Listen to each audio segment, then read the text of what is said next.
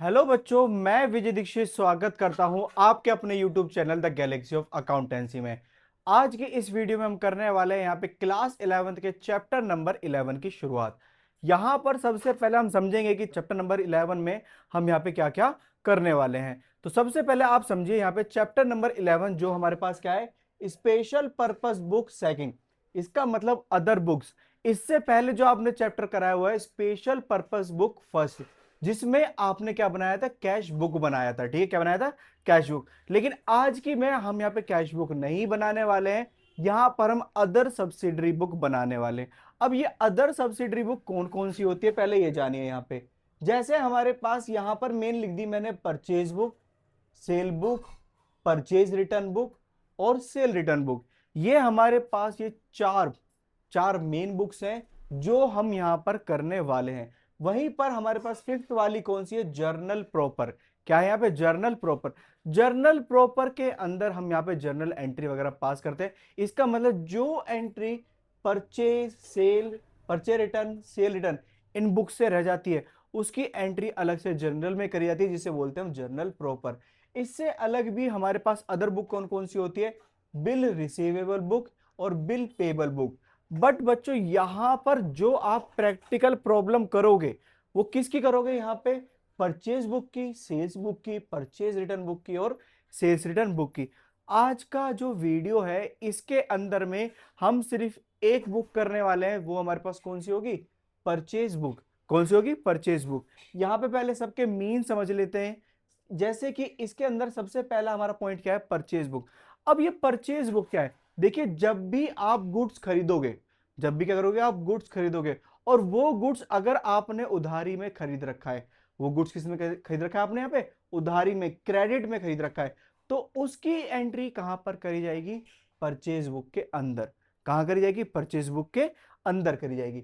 वहीं पर अगर आपने कोई सामान बेचा है, जो सामान आपका गुड्स है वो आपने रेडी करके बेचा है, फिनिश गुड्स बनाकर बेचा है, जब आप उसे सेल कर रहे हो क्रेडिट पे, दैट्स मीन उधारी पे ही यहाँ पे कर रहे हो, सेल कर रहे हो, तो उसकी एंट्री कहां करी जाएगी, यहां पर सेल बुक के अंदर। वहीं पर हम बात करें किसकी, परचेज रिटर्न और सेल रिटर्न की। परचेज रिटर्न आप जानते हैं, जब भी कहते हैं हम जो हमने माल खरीदा है और वो किसी भी तरह से खराब है या डिस्ट्रॉयड है, हम उसे वापसी भेज रहे हैं, तो ये खरीदा हुआ वापसी करना क्या होता है हमारे पास, परचेज रिटर्न। और उसकी एंट्री कहां करी जाएगी, परचेज रिटर्न बुक में करेगी। वहीं पर बेचा हुआ माल अगर हमारे पास वापस आता है किसी रीजन से, वैलिड रीजन से, तो ये हम कहां करेंगे, एंटर सेल्स रिटर्न बुक में करेंगे। इसके बाद जो भी एंट्री बचती है वो सारी किसके अंदर आ जाती है, हमारे पास जर्नल प्रॉपर में आ जाती है। तो यहां पे मैं लिख भी देता हूं, जैसे हम बात करते हैं परचेज बुक की, परचेज बुक में क्या होगा, क्रेडिट परचेज की एंट्री, सेल बुक में क्रेडिट सेल की एंट्री। ठीक है, वहीं पे purchase return book, purchase return book के बारे में आपको बता दिया है मैंने, लेकिन इसका दूसरा नाम यहां पे क्या रहता है, रिटर्न आउटवर्ड बुक। इसका मतलब परचेज रिटर्न बुक और रिटर्न आउटवर्ड बुक क्या होते हैं, दोनों सेम बुक होती है। इसके बाद है हमारे पास सेल्स रिटर्न बुक, जिसको हम क्या बोलते हैं यहां पे, रिटर्न इनवर्ड बुक। ठीक है, जब रिटर्न आ रही है सेल्स रिटर्न, जब रिटर्न जा रही है परचेज रिटर्न। दूसरा नाम यहां पर इसका क्या हो जाएगा हमारे पास में, रिटर्न आउटवर्ड और रिटर्न इनवर्ड। इस तरह से यहां पर हम ये वाली बुक्स करने वाले हैं। तो हमारा जो वीडियो है यहाँ पे किससे रिलेटेड था, परचेज बुक से रिलेटेड। तो परचेज बुक का सबसे पहले बच्चों फॉर्मेट जानो। अब यहाँ पे फॉर्मेट आपको ये दिख रहा होगा, ये पूरा फॉर्मेट किसका है यहाँ पे, परचेज बुक का। किसका है यहाँ पे, परचेज बुक का। अब यहां पे सबसे पहले जानो परचेज बुक के बारे में। सबसे पहले ऊपर इन द बुक्स ऑफ, उस फर्म का नाम लिख रहा है जिसकी बुक्स में आप क्या कर रहे हो, परचेज बुक बना रहे हो। परचेज बुक लिखने के बाद में आपका सबसे पहला कॉलम किसका है, यहाँ पे डेट का। इसका मतलब जब जब आप गुड्स खरीदने वाले हो, ठीक है, बिजनेस प्रोडक्ट खरीदने वाले हो, तो यहां पर उसके खरीदने की लिखी जाएगी, डेट लिखी जाएगी।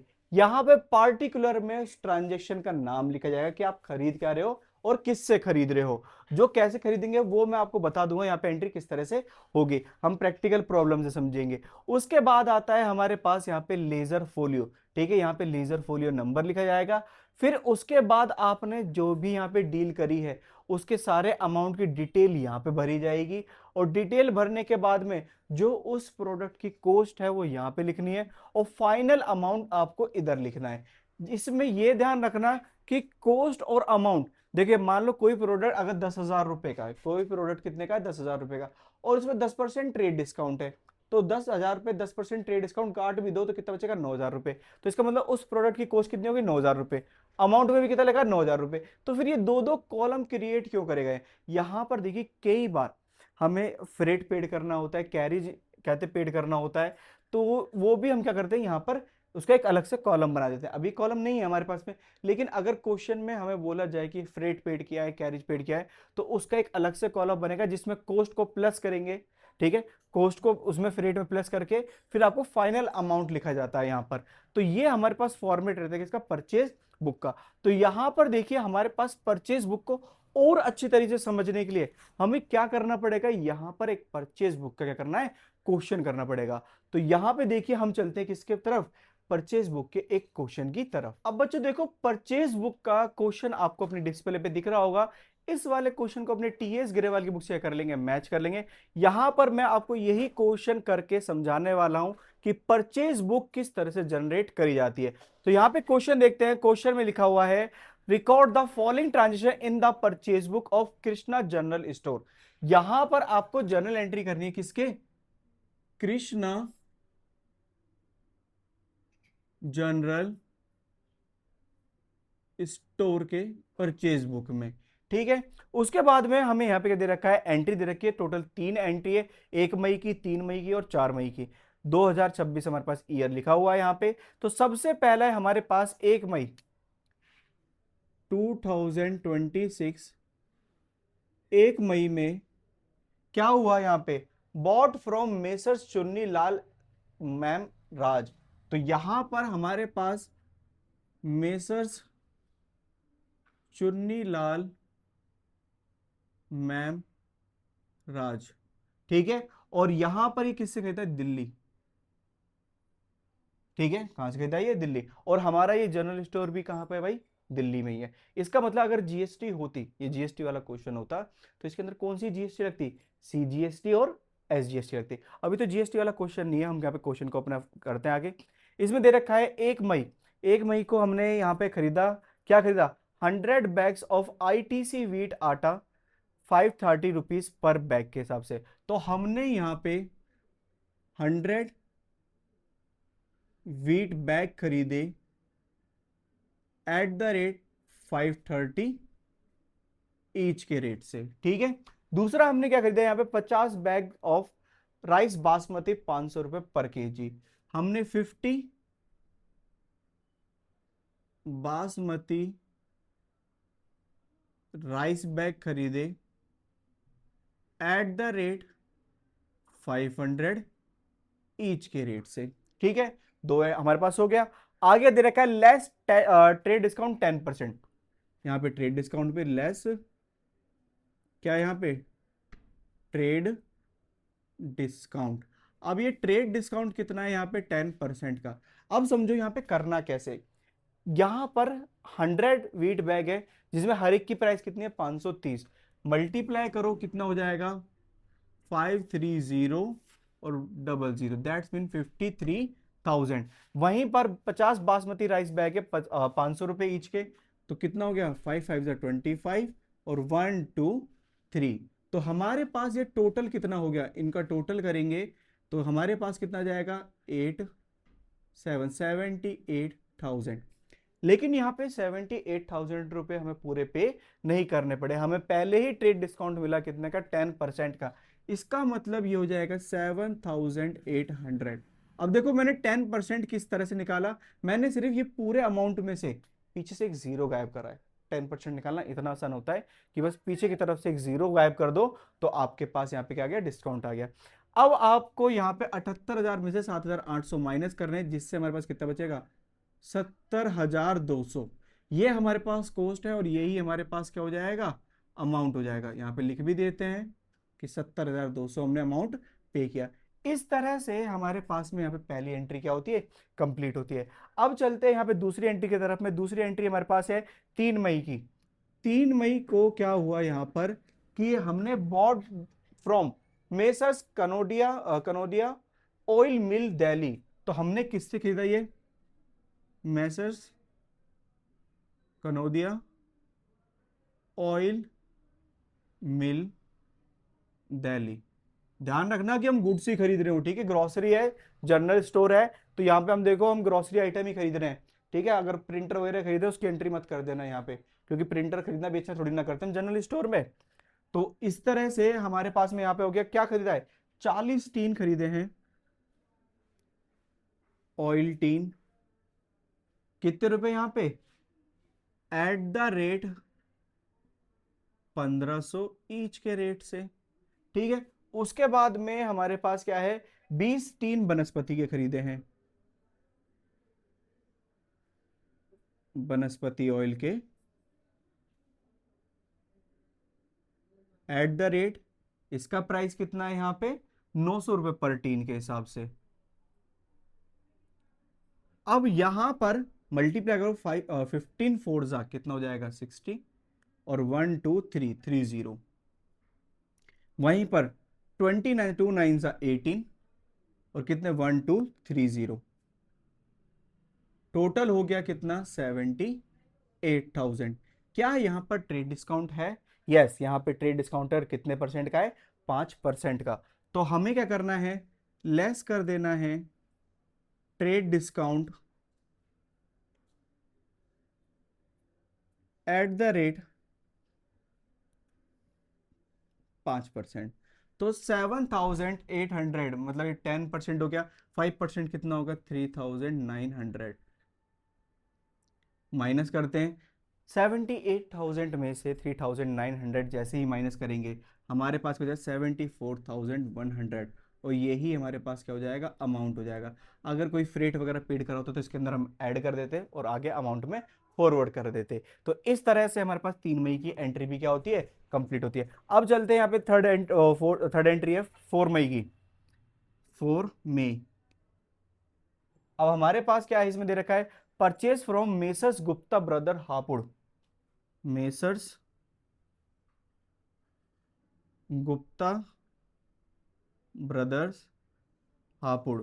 अब ये जो हापुड़ है ये क्या है, दिल्ली से बाहर है, दिल्ली से बाहर है, इसका मतलब इस समय पे जीएसटी कौन सी लगती, IGST।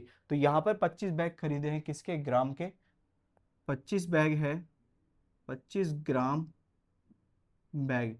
ये ग्राम का मतलब किलोग्राम वगैरह नहीं है, ग्राम मतलब वो चने, at the rate 480 rupees per bag से, ठीक है। उसके बाद में हमारे पास में क्या दे रखा है, 40 बैग है ओट्स के, 40 ओट्स बैग, रेट क्या है, एट द रेट कितना, 25 रुपए ईच के हिसाब से। तो यहां पर हमारे पास में हमने लिख लिया ट्रेड डिस्काउंट कितना है, यहाँ पे भी 5% का है। पहले लिख देता हूं, लेस ट्रेड डिस्काउंट कितना है, यहाँ पे ट्रेड डिस्काउंट 5% का। अब क्या करना है, हमें यहाँ पे मल्टीप्लाई करना है, 25 को हमें 480 से मल्टीप्लाई करना है। 25 जीरो हमारे पास 0 हो गया, 25 8 जा हमारे पास फिर से 0, ऊपर 20 कैरी, फिर 25 4 जा हमारे पास कितना जो 100, वही हो गया 120, 12,000 रुपीज। फिर 40 को यहाँ पे 25 से, 25 4 जा कितना हो जाएगा 100, और उसके बाद एक जीरो और। इसका मतलब ये हो गया हमारे पास टोटल 13,000, और 13,000 का हमारे पास में यहाँ पर ट्रेड डिस्काउंट कितना है, 5% का। इसका मतलब ट्रेड डिस्काउंट जो हमारे पास यहाँ पे कितना होगा, 5% का होगा।